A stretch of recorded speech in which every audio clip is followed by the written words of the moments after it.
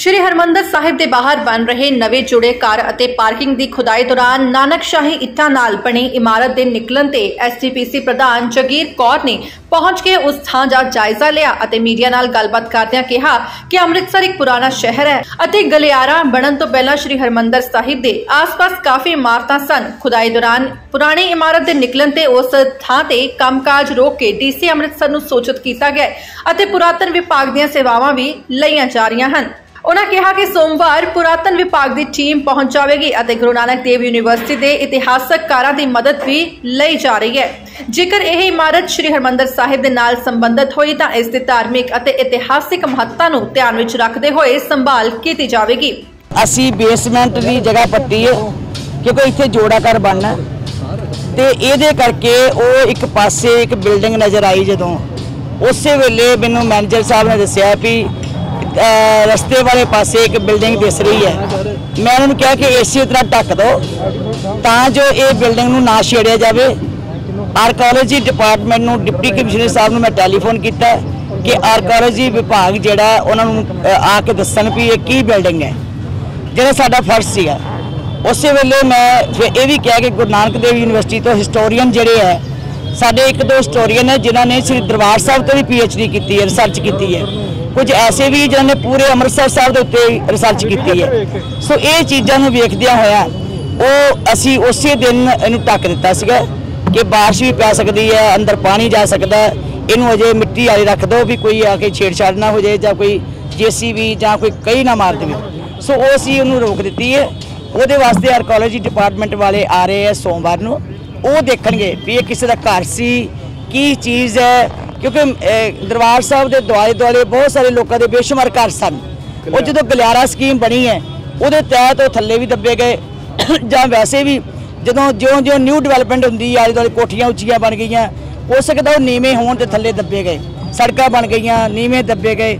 सो वो इन्ना इशू ना बनाओ इस गल क्योंकि ये कोई ऐ नहीं कि गुरु साहब नाल संबंधित जो कोई चीज़ होएगी सानू सगों चंगी गल है कि श्रोमणी कमेटी तो शाबाश देन लोग फिर जे असीं कोई इतिहास की गल कर दईए सानू तो शाबाश देनी चाहिए है भी श्रोमणी कमेटी ने वो खुदाई शुरू की तो जो सरकार ने कोई दबी सी, सरकार ने कोई पंगे लए सीगे तो वो असीं कड्ढण दे जे कोई निकल आएगी तो सारी खुशकिस्मती है कि साडे भाग चंगे होणगे कि असीं संगतां विच असीं पहुँचावांगे और इहनूं सेव करांगे, उहनूं सिक्योर करांगे, उहनूं प्रिजर्व करांगे। उधर एक इतिहासकार ने अपनी समझ मुताबिक इस इमारत के ऊपर कुछ चानना पाया है।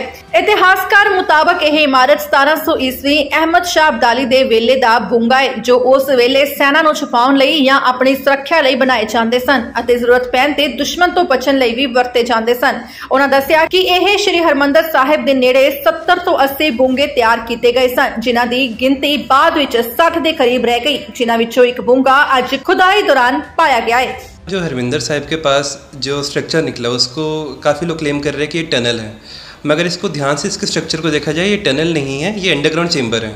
और ये चेंबर किसका है? ये बुंगो का चेंबर है,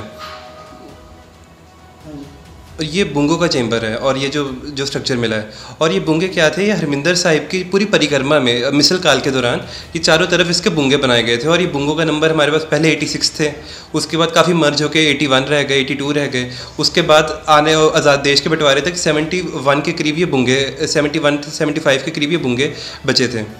और इन बुंगों को डिमोलिश कर दिया गया देश की आज़ादी के साथ ही ताकि हरमिंदर साहिब की परिक्रमा को इनलाज करने के लिए। मगर जो बुंगों को हमने ऊपर से डिमोलिश तो करने का रिकॉर्ड सबके हमारे पास है, मगर बुंगों की जो बेसमेंट थी इसको डिमोलिश करने का, ख़त्म करने का कोई रिकॉर्ड नहीं आता। और माना जाता है कि उसको शायद डिमोलिश भी नहीं किया गया, बस उसके ऊपर एक के बाद एक स्ट्रक्चर बनते गए, कुछ गोल्डन टेम्पल कॉम्प्लेक्स का पार्ट बन गए, कुछ आसपास के घरों में तब्दील हो गए।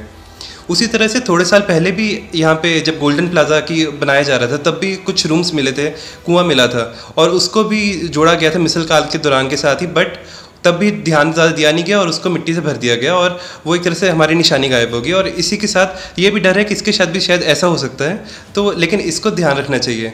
और इसके साथ जो ईंटें मिली हैं इस स्ट्रक्चर के अंदर वो एक लुखारी ईंट लगती है और उससे शायद हमें पता लग सकता है कि सही में ऐतिहासिक ये इमारत है और ऐतिहासिक स्ट्रक्चर है जो 18वीं सदी के और 19th सेंचुरी के जो स्टार्ट के दौरान जो ईंट यूज़ होती थी वही ईंट यूज़ की गई है। हाँ, मुझे ये लगता है कि इस तरीके के जो स्ट्रक्चर है, क्योंकि ये तो ऑब्वियस है कि हरमिंदर साहिब के चारों तरफ इस तरीके के जो बुंगों के अंडरग्राउंड चेंबर्स तो सभी जगह थे और ये उम्मीद है कि हर जगह इस टाइप के चेंबर्स मिलेंगे। मगर वहाँ पे हर किसी को एक्सकवेट करना आसान नहीं है, क्योंकि वहाँ पे स्ट्रक्चर बन चुके हैं, काफ़ी हरमिंदर साहिब का पार्ट बन चुके हैं, उसके कॉम्प्लेक्स का पार्ट बन चुके हैं। मगर हाँ, इस तरीके का स्ट्रक्चर हमें कभी ना कभी इस तरीके का कभी स्ट्रक्चर हमें गलती से चाह के या अनचाह के एक्सकवेट हो जाता है, तो उसका हमें ध्यान रखना चाहिए, क्योंकि ये एक हिस्ट्री का एक चैप्टर है और हमारी पंजाब की हिस्ट्री का एक बड़ा अच्छा एक सुनहरा अध्याय हमें शो करता है। अमृतसर तो मोहित ਦੀ ਰਿਪੋਰਟ ਦ ਸਮਰ ਨਿਊਜ਼। ਵਧੇਰੀ ਜਾਣਕਾਰੀ ਲਈ ਲਾਈਕ ਕਰੋ ਸਾਡੇ ਫੇਸਬੁੱਕ ਪੇਜ ਨੂੰ ਤੇ ਸਬਸਕ੍ਰਾਈਬ ਕਰੋ YouTube ਚੈਨਲ ਨੂੰ ਤੇ Instagram ਨੂੰ ਫੋਲੋ ਕਰਨਾ ਨਾ ਭੁੱਲਿਓ।